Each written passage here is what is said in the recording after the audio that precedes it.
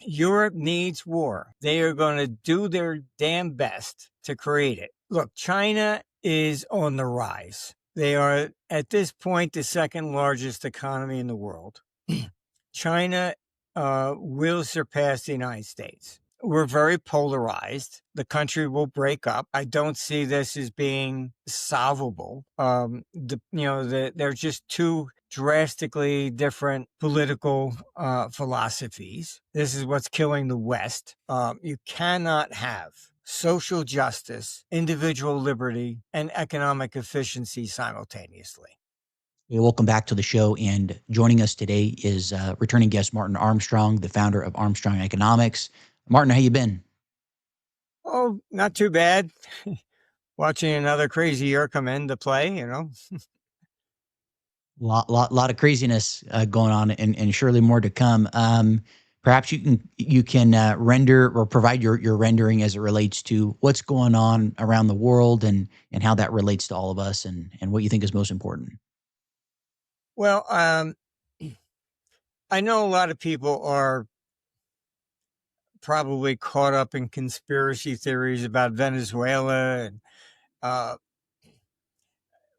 think what they have to understand is that Venezuela is probably more similar to the 1962 Cuban Missile Crisis, in the sense that I think Putin's biggest mistake is that he thinks that nuclear threats is still a deterrent, and they're not.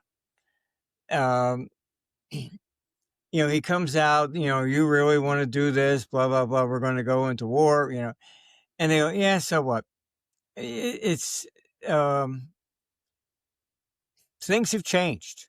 Nukes were supposed to be the deterrent to make sure we don't get in the war, and now nobody cares about them anymore. And all I hear is like from NATO is that, he would never push the button because he knows it would flow back on him. So we could just go in and take, Russia with one hand tied behind our back, and Putin will fall to his knees and beg for his life before we chop his head off or something. Um, it's kind of nuts. And so what really is behind Venezuela was he had made comments which were taken seriously in Washington, that he would put missiles in Venezuela and or Cuba. And that's why I say it's like 1962. And more or less the same playbook. Most people don't know, but it's been declassified now. So I think, if you really want to, look underneath the rug, the Cuban Missile Crisis was, to a large extent, just propaganda, in the sense that there was a secret deal which they kept classified, and what it was that Khrushchev backed down. True, but what did Kennedy do, which they kept secret? The deal was he would remove the Jupiter missiles from Turkey. So it was a tit for tat type thing. And I believe this is the same playbook. He thought, I'll threaten to put missiles in Cuba and Venezuela against Ukraine. And in the White House, there is in my opinion,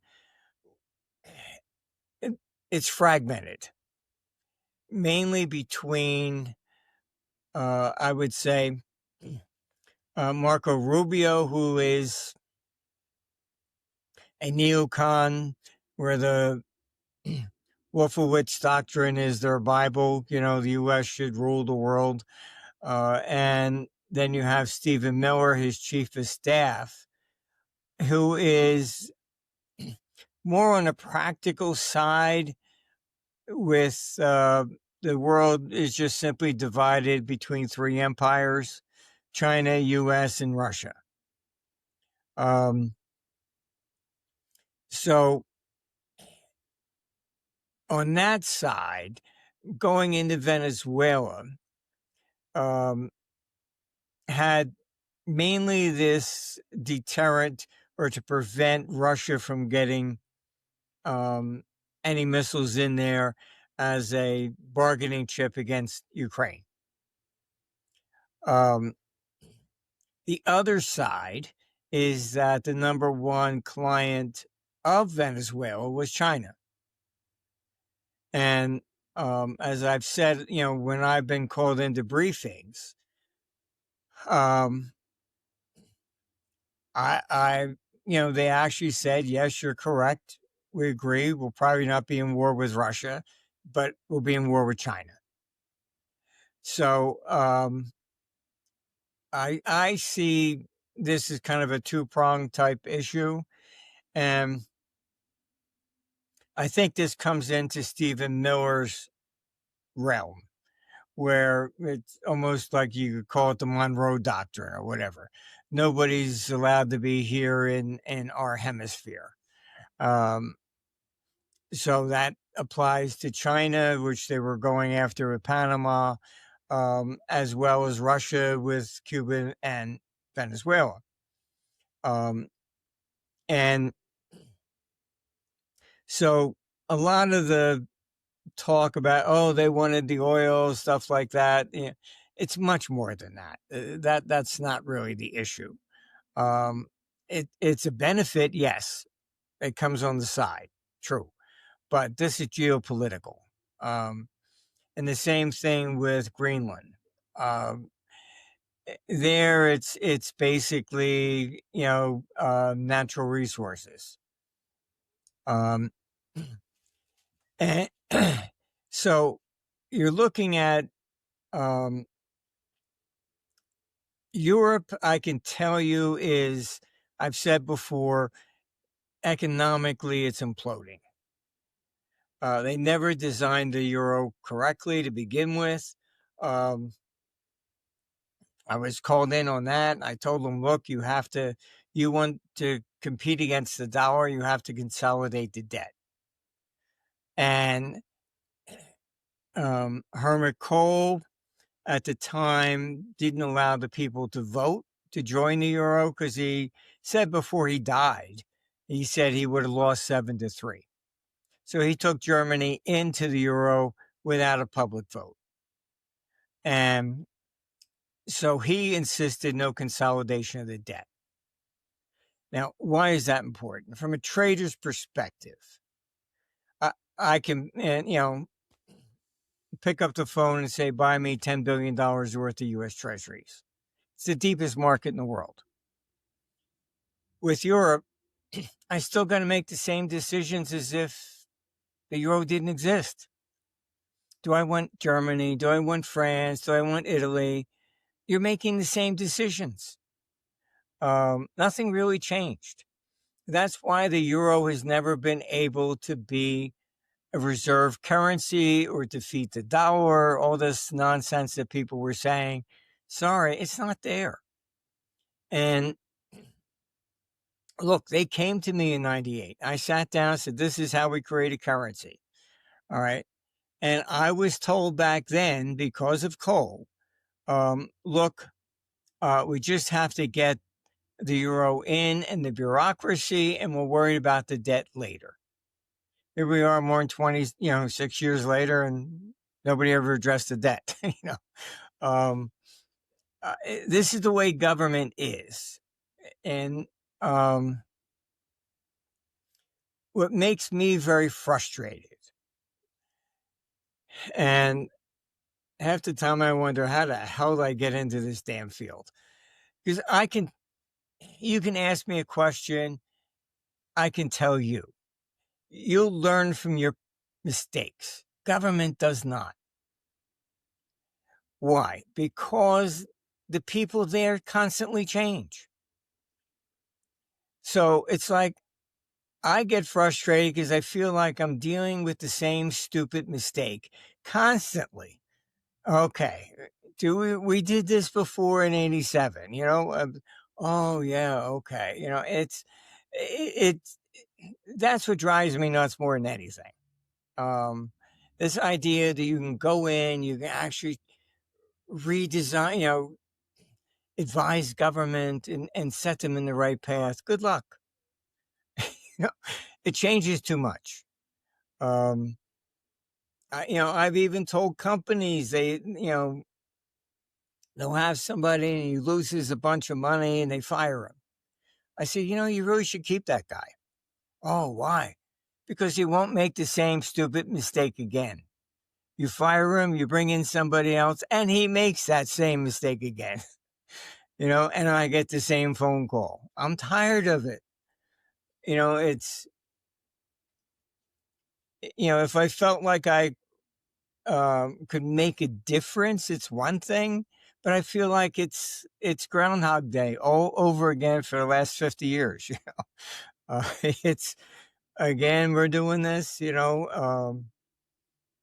so government is not, one size fits all. There's always fragments. I deal with governments around the world and they're all the same. I don't give a shit what the hell call themselves, communist, capitalist, whatever. We have no right to vote. They call us a democracy. Really? Are we ever asked, do you want to go to war? Never. They decide. All right. People have no idea how bad things really are. You take insider trading. Actually, that's not a law that was ever passed by Congress. Congress creates these agencies and says, okay, fine, then you can make rules. All right. Insider trading is a rule created by the SEC. All right. The Constitution says, all right, the right to declare war, the right to create laws, etc. It belongs with the people. All right. So it's like I hire you to, construct my house because I thought you do a good job. Okay. You go, well, I don't feel like doing it, so I'm going to go hire this illegal alien and tell him to do it. I hired you, not him.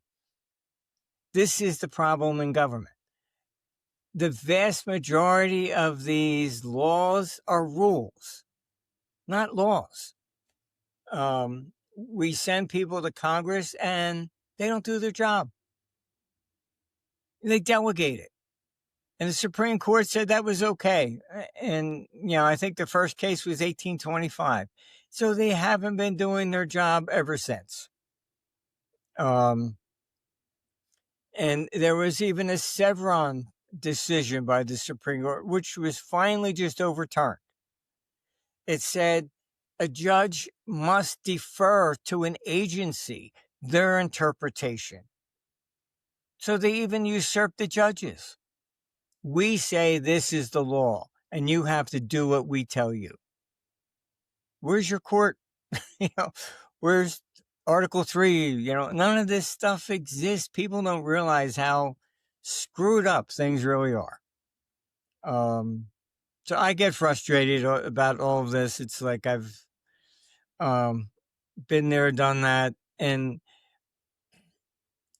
people have no idea, Adolf Hitler's notorious court had the highest conviction rate in history until the United States.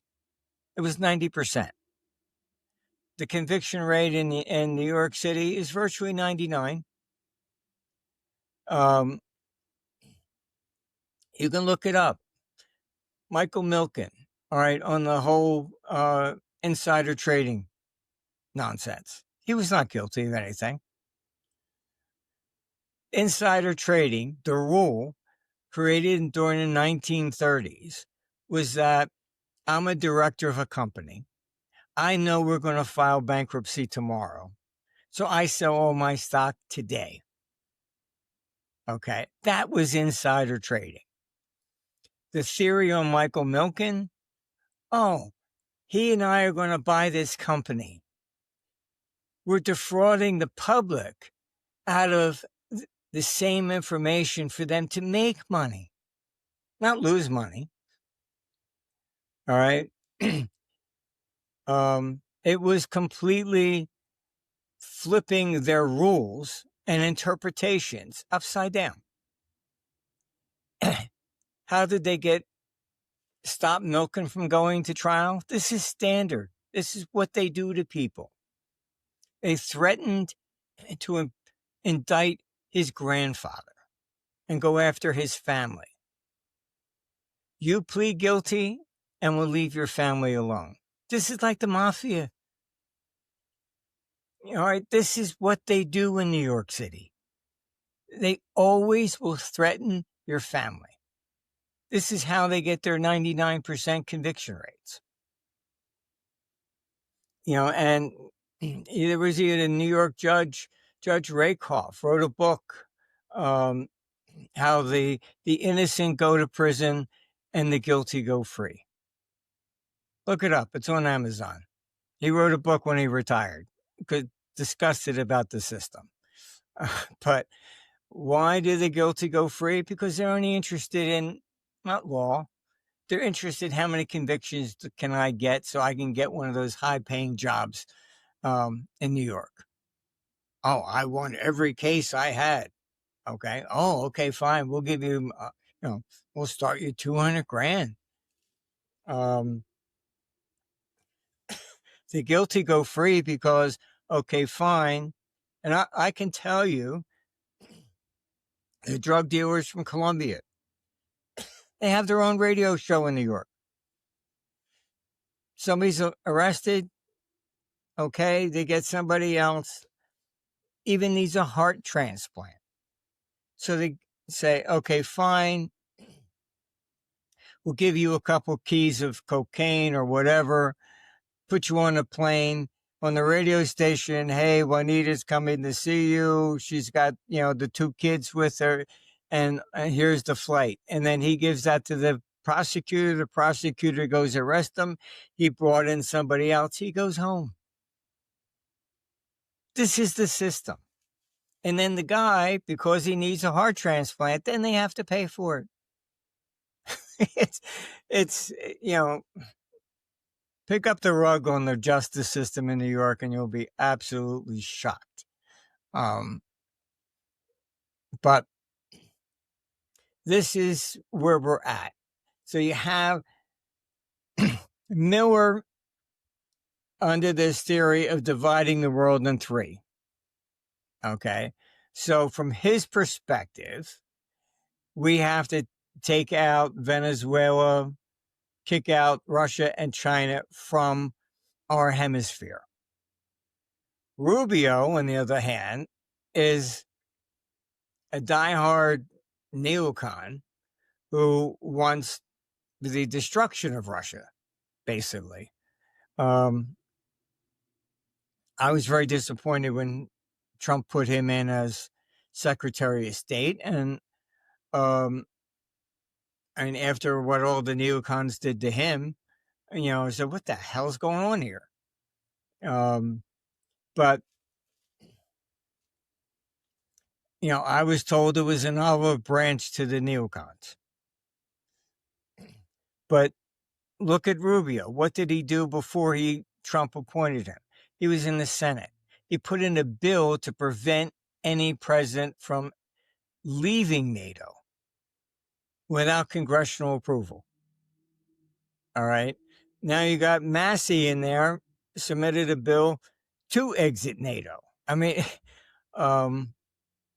it's just a mess. It really is a mess. You don't have this one-size-fits-all policy coming out of Washington. It's very fragmented. Our country extremely polarized. And I mean, I went to a briefing on Monday, and DeSantis, the governor of California, has been pushing very hard. He's got 28 states lined up so far for a constitutional amendment for term limits. We need 35. If you get 35 states, then the states can push a constitutional amendment rather than just Congress. Might get the rest of them this year. Hard to say. But then you have Anna Paulina Luna putting forth, submitting a motion, which he's also supported, to end insider trading among members of Congress. I mean, but just those two bills show you what I'm talking about. I mean, Pelosi, the joke was she should, take over Soros's fund or Buffett's fund because her performance is thousands of times better than anybody else in the industry. Yeah. But so my concern is that you have Rubio. He's definitely pushing for war with Russia. The neocons that were against Trump, I mean, you even had like Dick Cheney endorsing Camilla. Why? Because they want somebody that's just basically doesn't care. Just, there's the auto pen machine, just do whatever you want, and that's what goes on. I saw that shift from 99 on. Before then, it was, basically I could have an intelligent conversation with heads of state. I knew Margaret Thatcher, Reagan, etc. You could actually talk to them. I don't know any of them today that you could sit down and have an intelligent conversation with.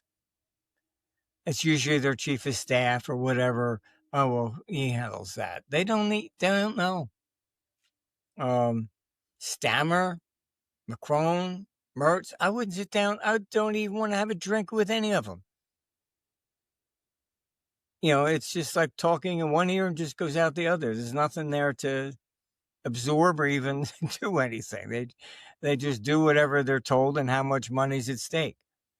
You look at Ukraine. I mean, Zelensky's number one man got caught taking 100 million.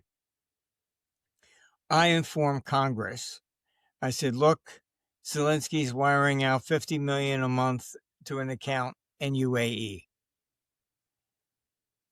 All the billions, Zelensky's even admitted.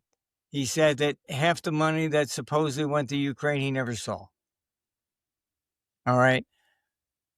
Why are these politicians throwing billions of dollars into Ukraine? It's kickbacks.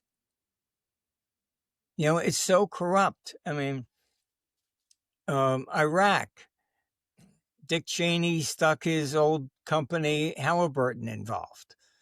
They got the billions of dollars on that one. When they were going to be investigated, what did they do? They resigned their corporate resignation, corporate charter here in the United States, resigned and moved to Abu Dhabi, UAE. So they couldn't be subpoenaed. I mean, war is profitable to people, and they don't give a shit how many people die. They really don't.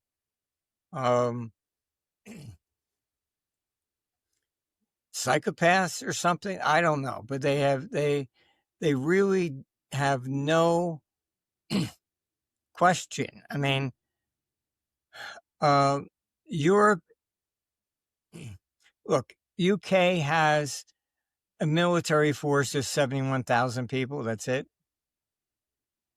So this is why they're always trying to drag America in. Let us pay for everything. Let American blood go on their soil, and we don't have to pay for it. It's all the same shit. Constantly. NATO is nothing but a retirement home for neocons. They have no purpose. They should have been shut down when the Warsaw Pact fell. All the members of the Warsaw Pact are now in NATO. NATO has no purpose whatsoever other than war. I've seen the internal memos. They were concerned about all the money going to climate change. How do we remain relevant? The only way they remain relevant, Putin wants to invade Europe. You better give us 5% of your GDP. We'll protect you. It's like a mafia game going down the street to every store. Protection. And then nobody's going to screw with you. But the problem with NATO, and I'm not alone. There's a movie coming out on war pretty soon. And a number of generals are now coming out with the same thing, what I'm saying right now. NATO is dangerous and it should have been shut down. Because if there's peace, then why do we need NATO? They lose their pensions, they lose their salaries. You start cutting it down. Any agency, it doesn't matter what it is. Once it's created, it will fight to the very end to keep that money because that's their jobs. All right. Back in 85, I had proposed, I warned them. I said, look, you should merge the SEC and CFTC. You're going to drive everybody out of the country, which created the hedge fund industry. Why? Because if you obeyed the laws of the SEC, you went to jail with the CFTC. They were completely opposite. CFTC said you can charge 20% performance. No problem. As long as it's disclosed. SEC, you can't do that. After the 87 crash, the two agencies were blaming each other. And there was a fight over who was going to regulate S&P futures. CFTC said, that's the futures. We get it. SEC saying that's stocks. We should get it. I mean, this is, I warned them. I said, this is why everybody's going to leave. I used to manage money in the United States up until 85. I handed it all back, said, sorry, leaving, goodbye. I was offered, multi-billion-dollar fund to manage. I declined. Why? It was like $60 billion. Because by law, it was an equity fund, but by law, I could only hedge up to 17%. If I went over 17% using futures, that's illegal because now I got to be a CFTC, registered with the CFTC. So I said, forget it. I cannot manage money for a client. If I thought the stock market was going to crash, I can't hedge because I'm an SEC regulated versus CFTC. This is why people went offshore. It's a mess. It really is. And when I told them they should merge it, excuse was, we'd have to lay off, tens of thousands of people. It's the jobs. They don't give a shit. What's right or what's wrong, they really don't care. So, I mean, 100%. war is it's just the same thing. I mean, it's Europe needs war, and They are going to do their damn best to create it. Now, you just had France and England signing this act that as soon as there's a ceasefire, they're sending in their troops.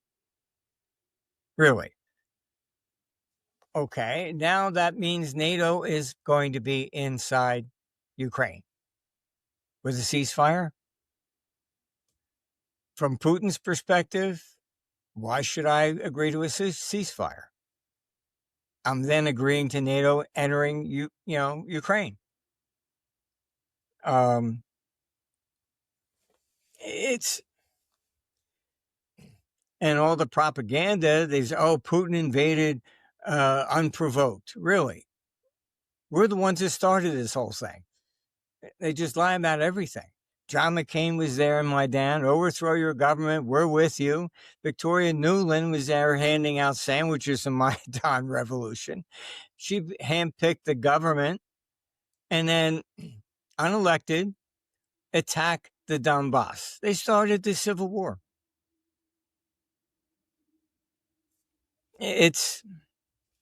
I'm just tired of all the lies, propaganda. And you just take this Venezuela thing. I mean, they're just handing the government to this number two in line, Rodriguez. All right.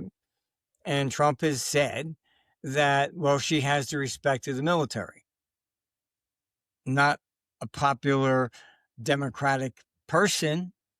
Why? Because, the military doesn't want that. So this was about simply preventing Russia and China from getting a foothold in our hemisphere. All right. Wasn't about freeing the Venezuelan people. That's not the issue. Oil, okay, fine. So the American oil companies will go in. The Russian oil companies are leaving. Then you had the theatrics of that tanker. And you can look up at Henley, the defense minister of Britain. Here's a tanker trying to go back to Russia. He's out there justifying the seizure. To protect Britain and the British people. How did a tanker threaten Britain and the British people? I mean, they just say absurd stuff that they just assume that, that the press is going to repeat whatever they tell them. Look, when I was in school, I was taught in grade school, no less, that the Spanish-American War was started by the press. And between Pulitzer and Hearst, and there were, Hearst even said, you provide the pictures, I'll provide the war. It was just to sell newspapers. Pulitzer made so much money from, he was the father of yellow journalism, that he donated what he had left to Columbia University, for the Pulitzer Prize. So you're giving a Pulitzer Prize for the guy that started a war to make money. I mean, hypocrisy is just... Oh yeah, it's just fascinating, that whole history and how it continues to play out to today.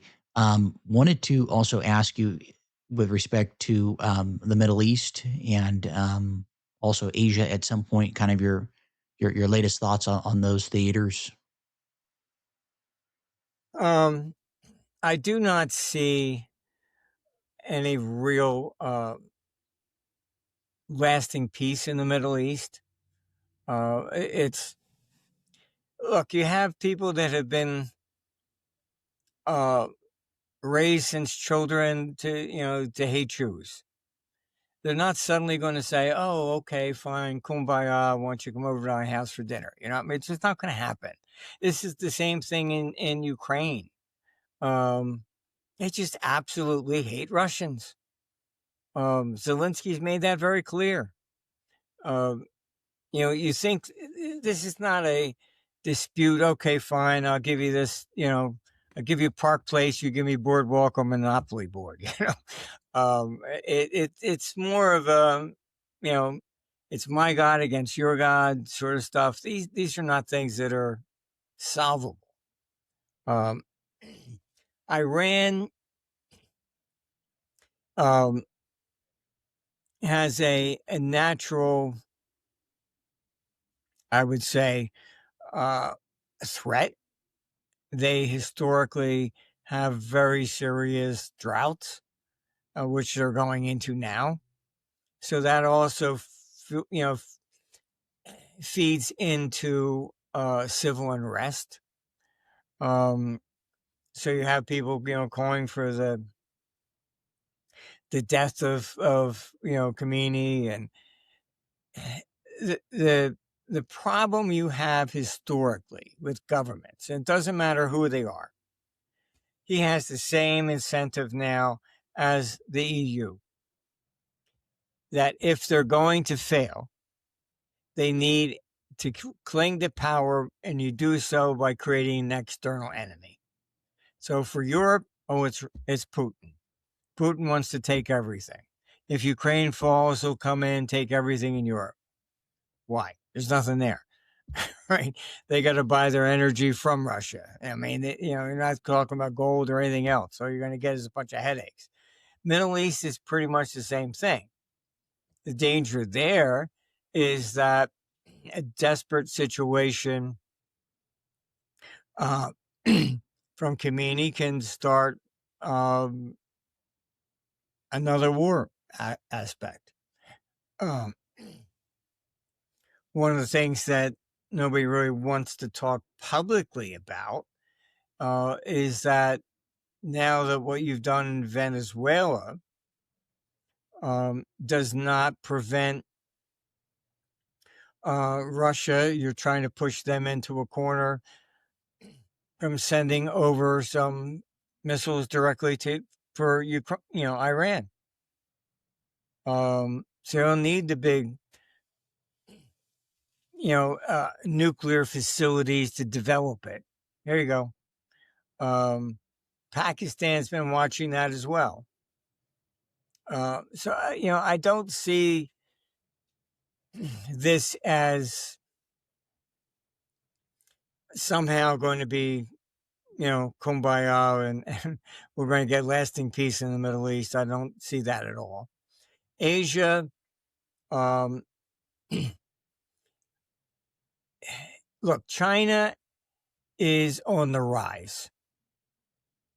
They are, at this point, the second largest economy in the world. China will surpass the United States. China has looked at the economic models of Europe and the United States. Europe is highly Marxist. If you can go on the Fed website and just compare the GDP charts of growth for Europe and the United States, see it's just a tiny fraction of the U.S. Everything's regulated, everything. You can't pay. You go to a hotel, it's illegal to pay in cash for more than €1,000. How much you're allowed to take out of it in an ATM is regulated. In Spain, you're not allowed to take out more than €3,000 out of your account without government permission. They're going after free speech, no longer exists in Europe. It's ironic. Oh, we're trying to protect democracy, so we have to shut down free speech.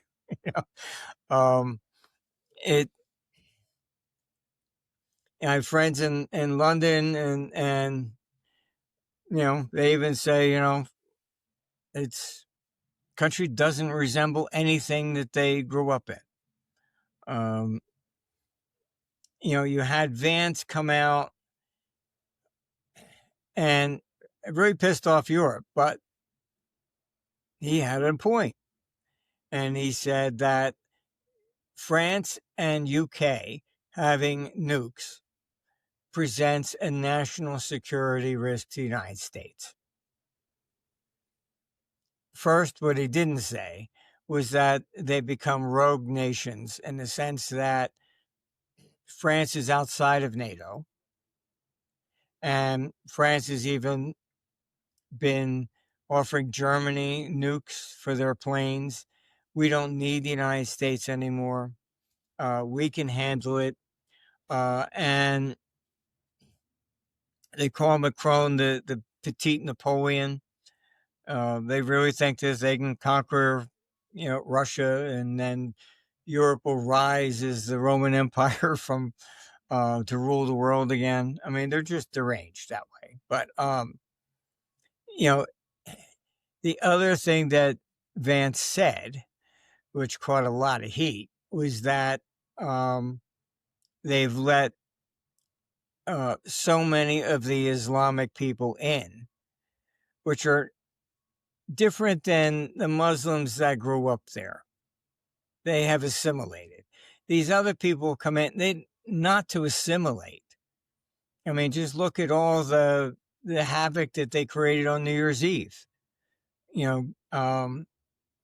A lot of it's been censored, but fires everywhere,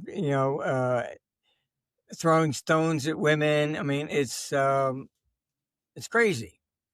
They brought their extreme culture from like Syria and Iran to Europe.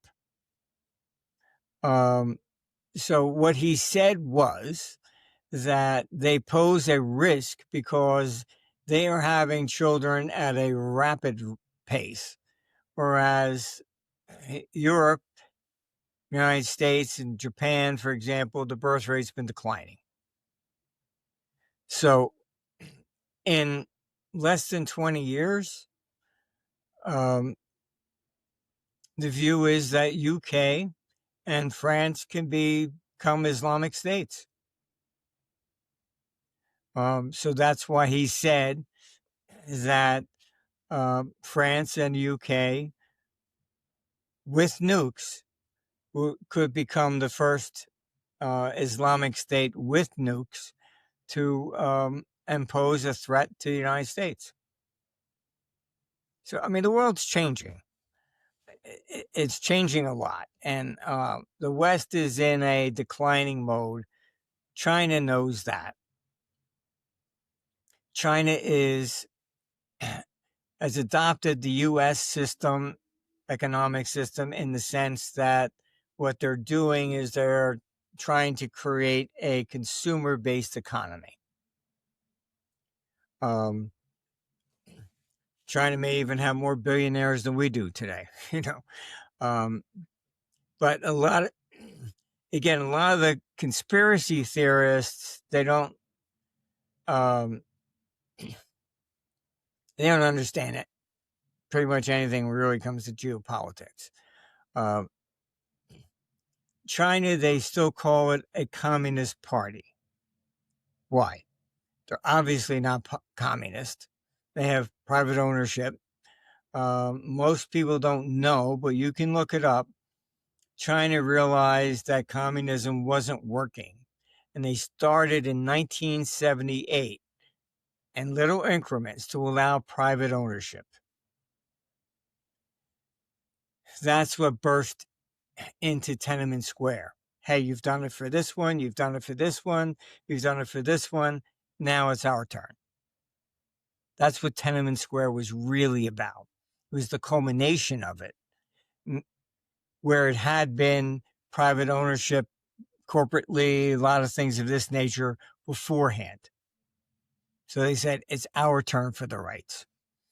So why do they still call themselves communist? Because in Asian culture, if they change the name, they then have to admit that Mao was wrong. Everything was a mistake. They would have to take Mao's picture off of the Forbidden City. this is a dilemma that even Putin had. Putin is not a communist. He criticized Lenin and said he wasn't a statesman. He was just a Bolshevik. A lot of people then began to speculate, oh, he's going to remove Lenin's tomb. Stalin created it basically for his own power. Lenin, if you look at what he had requested, no such monument to him. Lenin was a Russian. He at least believed in what he was doing. He wrote a letter also saying, do not let Stalin secede me. And while the Ukrainians, Estonians, most of them hate Russia, all because of Stalin. But Stalin wasn't even a Russian. He was from Georgia. Khrushchev was actually from Ukraine. Brezhnev, his successor, born in the Donbass. A lot of people in Moscow have debated for a long time who is really Russian. Because it was it's the largest country and involved a lot of areas, Islamic, all kinds of faiths too. But they could work their way up to the head of state, which actually happened. Khrushchev was actually in charge of rebuilding Kiev after World War II. So they thought, a lot of the speculation was that Putin was going to remove Lenin's tomb. Because he even said he created a time bomb under the Russian Empire. He had really no respect for Lenin. But when asked if he would remove the tomb, he said, no, I'm not going to do that. It would cause too much of a problem politically. All right. This is the same problem in China. They're not communists. Authoritarian, you might call them to some degree, but so is our government. And they just don't change the name because, like, Lenin's tomb, they then would have to admit they made a mistake. So Mao's pictures there on the Forbidden City looks very nice, but they would have to take that down, and maybe you might get to that in another generation or so. Eventually that will happen, but I think it's probably going to take another 1 to 2 generations before you're at that point where that's ancient history. Who the hell was Lenin? Get that stuff out of here. We need that space for something else, but things change. Sure. Now it's okay. So I guess at kind of a high level overview, we're pretty much from a scale of 1 to 10, from what I'm getting from you and from others, it's like a 9 out of 10 that we're going to have major powers at war with each other. I believe you're looking at Europe, NATO. They're fighting for their life. If they do nothing, okay, my computer says you don't have a prayer in hell of the EU lasting probably past 2030. Economically, it's a disaster. They have, like I said, they've got their economic growth is a fraction. Look at Germany. There's only 2 economies in the world that are actually shrinking in size. That's Germany and Japan.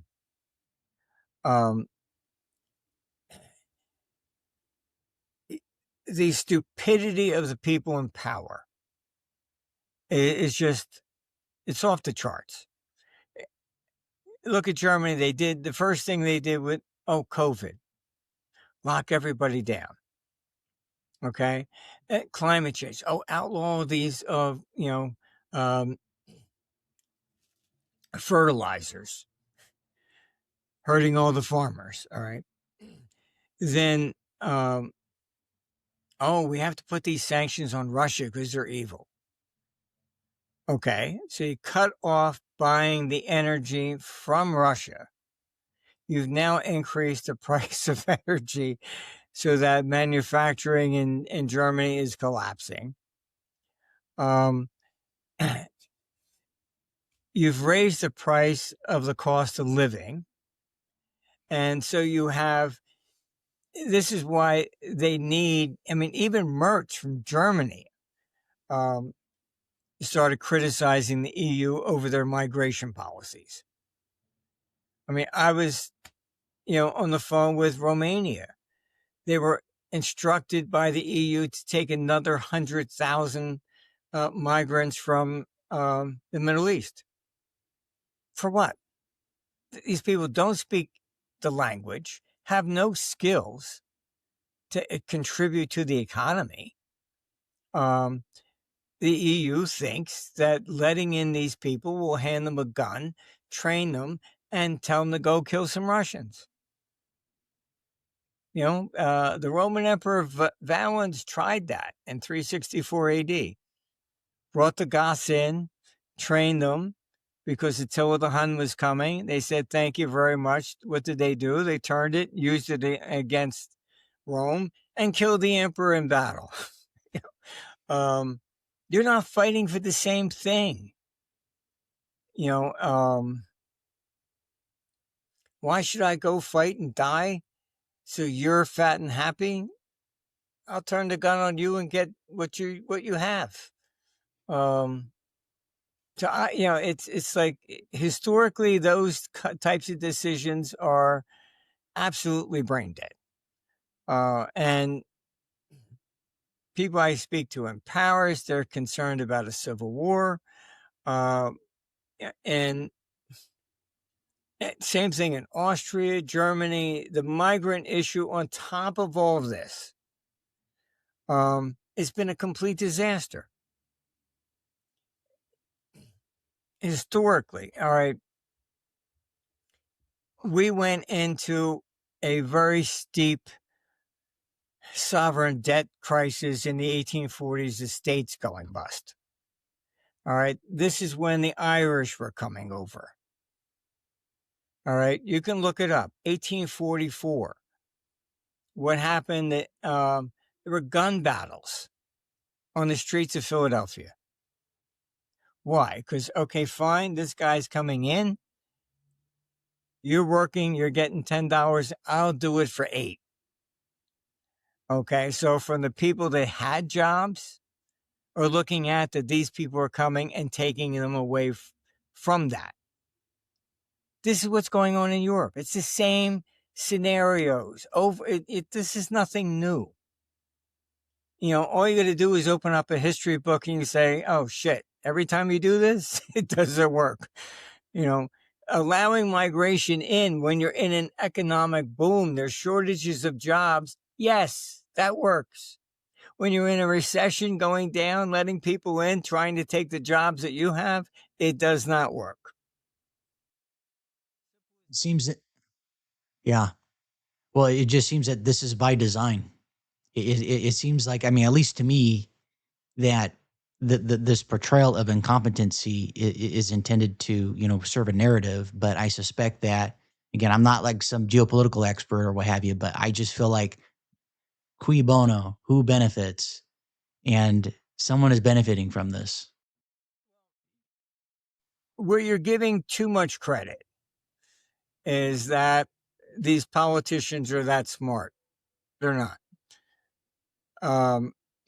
However, there are people behind the scenes that, hey, you do this and I'll give you that. Okay. Do they understand what they're doing? Probably not. You have Ursula, the head of the EU, still refuses to give up her emails, buying like, what was it, 3 or 4 times the population of doses from Pfizer? of COVID. um, they've been demanding her emails or pictures of her hugging him and kissing him, and she made, again, without any parliamentary decision, just an executive order, will buy that much. So, I mean, look, there's corruption involved, but also a lot of stupidity. You have Kalis. She's now the head of foreign ministry or something for the EU. She was the PM of Estonia. Just look at her stupid remarks. Oh, Russia's too big and it should be broken up. Really? If Putin said that about the EU, what would you say? She's from Estonia. Again, they hate Russians all because of Stalin. And he wasn't even a Russian.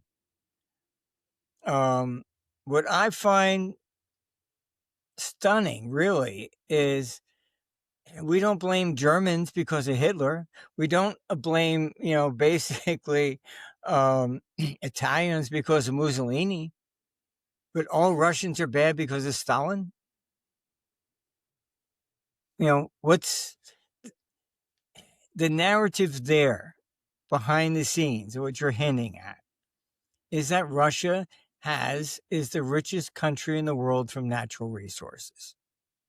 It's $75 trillion in natural resources. They got gold, diamonds, platinum, oil, lumber, you name it, they have more than anybody. All right. That's what Europe has already attempted. I was doing a piece, on war, and check it out. Russia has never attempted to invade Europe. Europe has attempted to invade Russia 3 times. Why? Because there's nothing there in Europe. But, Russia has everything. Hitler tried it. Napoleon tried it. The Swedes tried it. There's got to be a profit to war.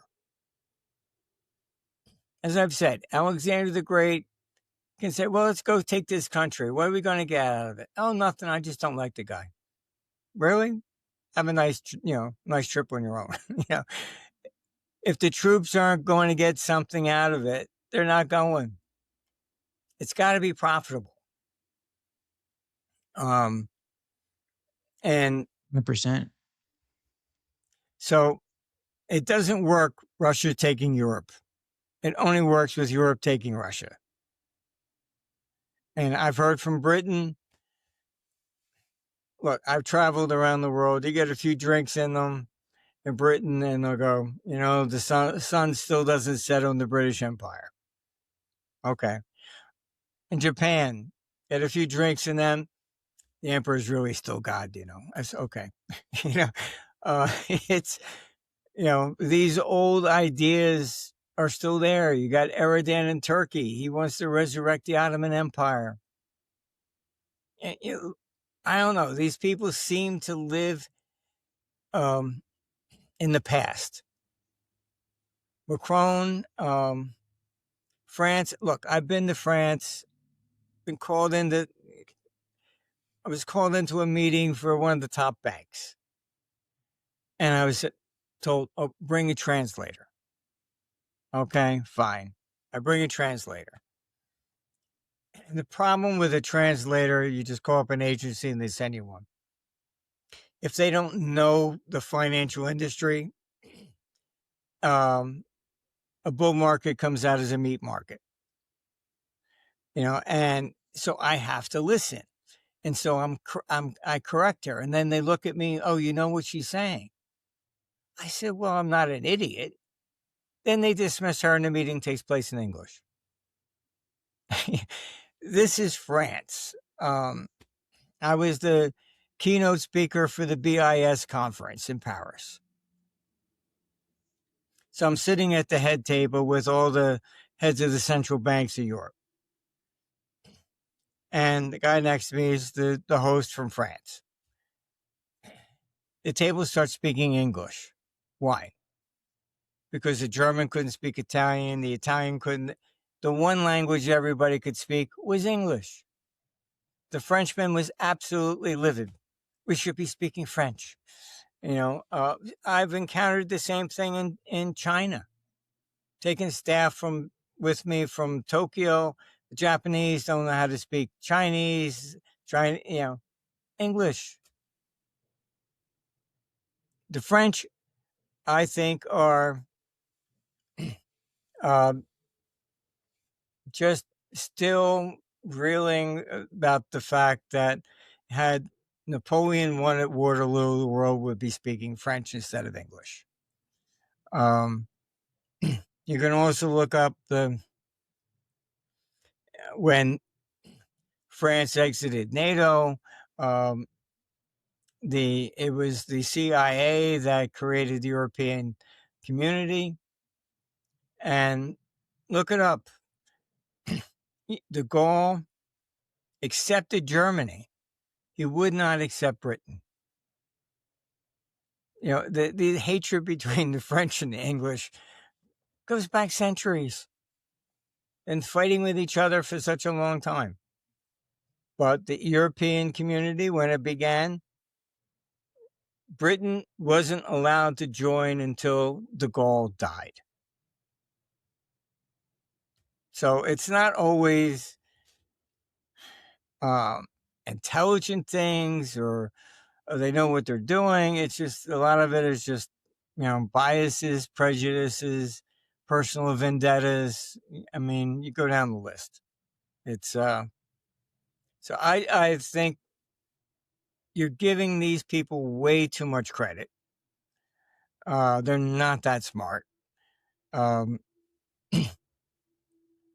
But behind the scenes, yes, are oil companies there drooling over getting into Venezuela? Absolutely. It's hey, and they'll grease every palm. I can tell you. I'll give you another example. When RFK was running, first going to run as an independent, I said, "Look, very nice, not going to win." He had somebody on his staff. Somebody that I thought was kind of a plant. Oh, you can win, blah, blah, blah. First, I said they were going to go in the Democratic Party. I said they're not going to let you in. What I heard is nobody's going to allow to be on the ticket to challenge Biden. They had already decided. So they wouldn't let him on. So then he was going to go independent. So you're not going to win. Finally, after New York kicked him off the ballot as an independent, I said, look, if you really want to make a difference, the only way you're ever going to do so is to join with Trump. Why? Because back in 2016, might not be well known, but I knew what really happened. Trump had met with RFK and offered him a commission on vaccines. And what happened? He was appointed to create this commission. All the pharmaceutical companies threatened everybody in Congress. If that commission was going to take place, they would cut off their funding. It was shut down thanks to Congress. And maybe 30 days, 60 days later, the COVID vaccine came out. That's the real story. And, so there's always going to be people behind the curtain paying off the people in front of the curtain. It's just the way it is. But trust me, I've dealt with heads of state, really, for more than 40 years. I used to be able to have an intelligent conversation, and I don't know any of them today that I could. They're all just, they're just like one of those dolls in the back of somebody's window where the head just keeps going. So then, if I might ask, in light of time, what is the solution? Do we just do a massive coup in the West? I mean, what is the solution apart from looks like we're going to go to war? I think that's what our computer's basically showing. That's what 2032 is about. Um, this is, what's happening is more and more people are beginning to wake up and see that this is not working. All right. That's what you need to make the real major political change. And you get to that point, and it's going to take a few more years. There are a lot of people, oh, this is conspiracy. I don't want to hear that. They're going to take care of me. Good luck. And as they begin to see this, you'll see. I mean, but the country's becoming so polarized. So is Europe. If Trump says the sky's blue, they have to say it's red. It's no longer about what's good for the country. It's just opposition politics. And that is typically one of the last phases that you go into before an empire collapses.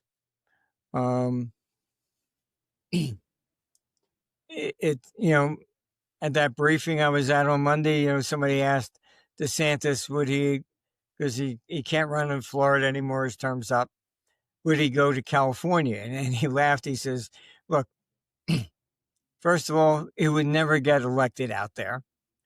And he thinks differently. And he says, there's something in the water that makes California completely leftist. It is so, it's like a foreign country to somebody here in Florida. I mean, it's just like, what? In Canada and BC, people are beside themselves because you had a court that said, oh, yes, well, we really took all the land from the Indians and it's really theirs.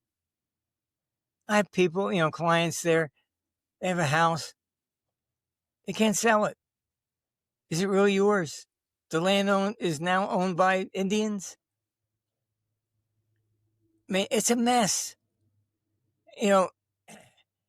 Fine, you can be a liberal judge. You come up with this, oh, yes, that would be fair. What are the consequences of that? It's like you get people that say, oh, well, the income tax is really illegal because it wasn't certified. Oh, that might be true. Get some judge to say it. Is he going to say that? Then his salary's out the window, right? I mean, there's a certain practical side to some of these things that in BC, it was, I couldn't believe it. For a court to rule that the Indians really still own the land, what are the implications of what you're saying? Just Percent. bulldoze the entire city of Vancouver and just hand it back to the Indians, or they want it with the buildings. I don't know. We're living in a very crazy world, but this is all coming to a head, and more people are going to see that this is just not working. And this next war is probably, I think, going to be the culmination of it. They bullshit us all the time. Oh, we live in a democracy. We do not. We live in a republic. And the Pledge of Allegiance and for the republic for which it stands, not democracy. Democracy is when we get to vote. We do not vote. We hire a representative. He's supposed to represent us. Then he delegates it off to somebody else. We have no power over who writes these rules in any agency. FDA, SEC, CFTC, we got bureaucrats making rules, which is a dictatorship. Okay, let's be fair about this. The same thing in Europe. They deliberately created the EU to defeat democracy. Ursula does not stand for election. She's appointed by the heads of the other states. The people that make the laws in the commission, never elected, appointed. All right, the parliament, which is the dog and pony show.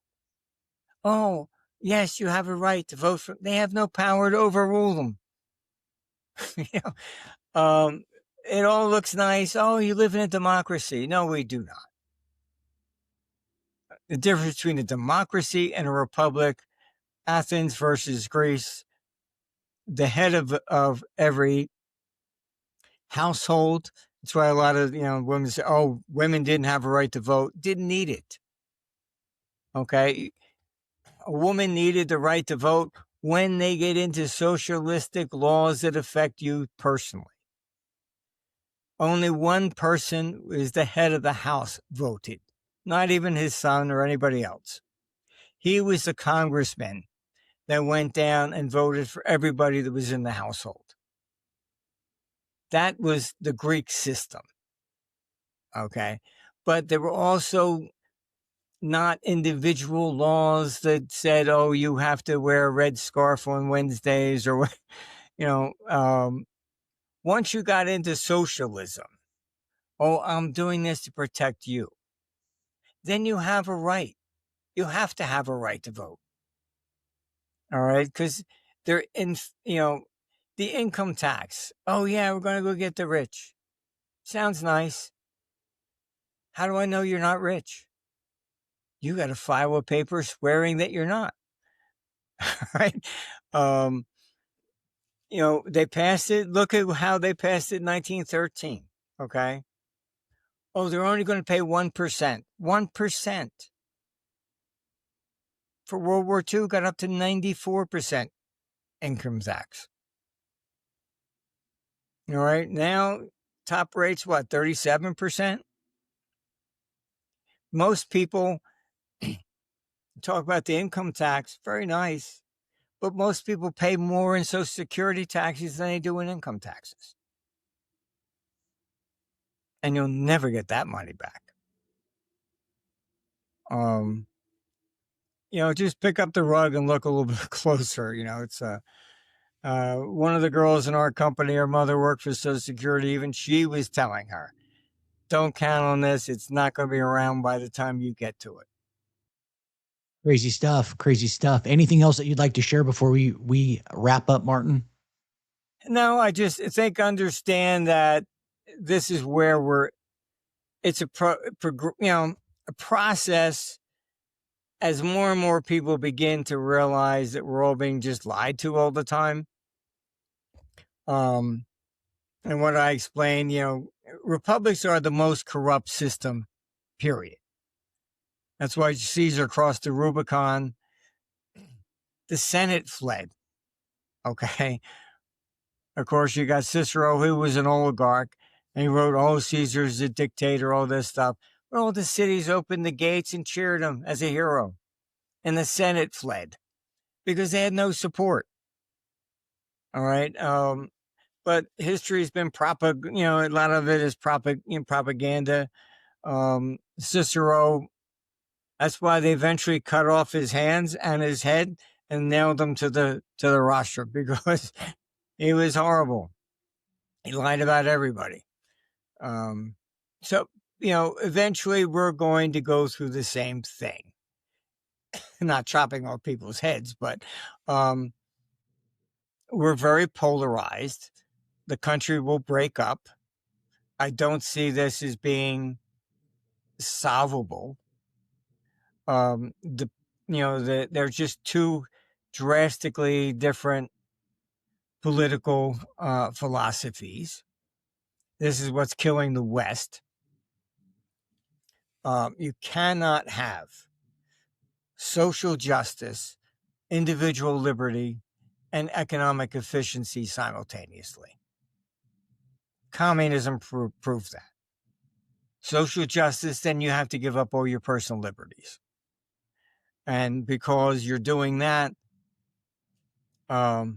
economic advancements take place because of curiosity.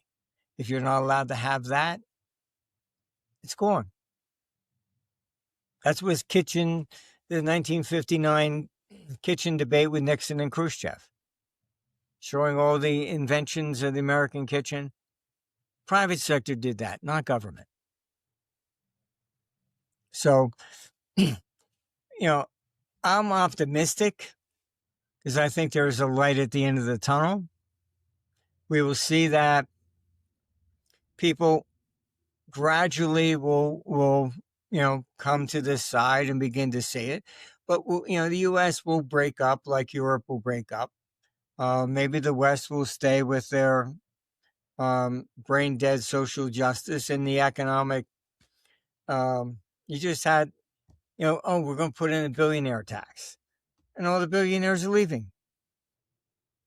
They don't get this. Look at Mandami. The warmth of collective.